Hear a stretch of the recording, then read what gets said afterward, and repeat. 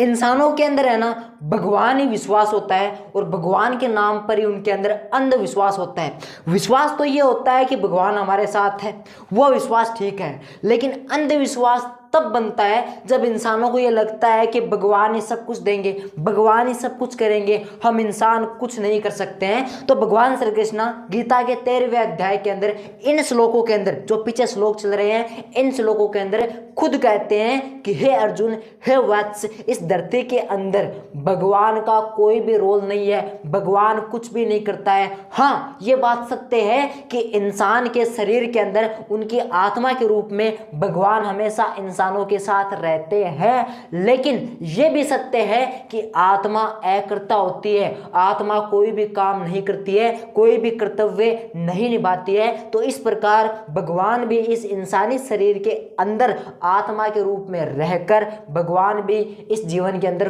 कुछ भी नहीं करते हैं। जो भी करना पड़ता है वो इंसान करता है, अपनी प्रकृति के अंडर में रहकर, अपनी प्रकृति के साथ अच्छे संबंध बनाकर। जो भी इंसान प्रकृति के अंडर में रहकर अच्छे काम करता है वो अच्छा बन जाता है, और जो भी बुरे काम करता है वो बुरा बन जाता है। तो इसके अंदर भगवान का कोई भी रोल नहीं है। आप ये सोचोगे यार भगवान ने हमें अमीर बनाया, भगवान ने हमें गरीब बनाया। नहीं, भगवान कुछ नहीं बनाते हैं। भगवान ने जब इंसानों को बनाया था तब क्या उनके पास पावर नहीं थी ब्रह्मदेव के पास कि मैं इंसानों को पावर से बना दूंगा? लेकिन ब्रह्मदेव को पता था कि यार मैं 1 को बना दूंगा, 2 को बना दूंगा, 1000 को बना दूंगा, लाख को बना दूंगा, लेकिन इनको मैं आगे नहीं बढ़ा सकता। तो ब्रह्मदेव को भी इंसानों को बनाने के लिए स्त्री और पुरुष को सबसे पहले बनाना पड़ा। उसके बाद उनके संयोग से आगे दर प्रतिदर पीढ़ियां बढ़ती रही, और इसीलिए भगवान ने कहा कि जो इंसान है वही सब कुछ करता है, वही अपनी पीढ़ी को आगे बढ़ाता है, और इंसान ही इस प्रकार इस पूरी सृष्टि को बनाता है,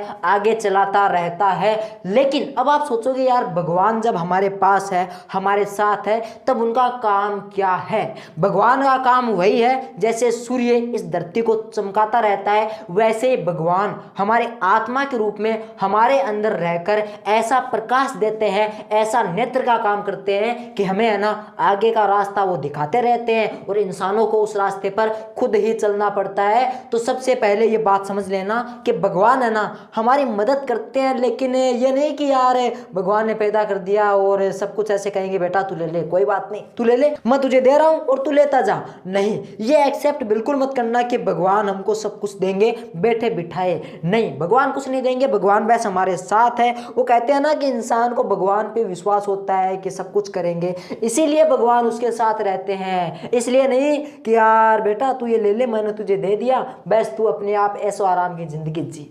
नहीं, कोई भी भगवान ऐसा नहीं कहता है, कहीं पर भी ऐसा लिखा हुआ नहीं है कि भगवान आपको बैठे बिठाए सब कुछ देंगे। वो कहते हैं ना यज्ञ करते हैं तो भगवान से मिलता है, उस यज्ञ करने में भी सबसे पहले लकड़ियों को जमा करना पड़ता है, हवन कुंड बनाना पड़ता है, उसके बाद घी लाना पड़ता है, उसके बाद यज्ञ में मंत्रों को पढ़ना पड़ता है, और उसके बाद यज्ञ सफल होता है तो भगवान खुश होते हैं। तो इस प्रकार ये पता चलता है कि भगवान है ना बैठे बिठाए कुछ नहीं देते। हमें सोचते हैं ना कि यज्ञ करेंगे तो भगवान मिलेंगे, लेकिन यज्ञ को करने के लिए भी हमें कर्म करने पड़ते हैं, हमें सब कुछ करना पड़ता है। तो भगवान यहाँ पे ये कह रहे हैं कि इंसानों से बढ़कर इस धरती पर कोई भी नहीं है, खुद भगवान भी नहीं है। और इसका उदाहरण खुद भगवान श्री कृष्ण है, खुद विष्णु जी है, जो अवतार लेते थे इंसानी जीवन में, वो भी सब कुछ किया करते थे। तो उम्मीद करता हूँ आपको समझ में आ गया होगा। तो चलिए लेता हूँ आपसे विदा, मिलेंगे अगले वीडियो के अंदर बहुत जल्द। तब तक के लिए जय श्री कृष्णा, जय हिंद, वंदे मातरम।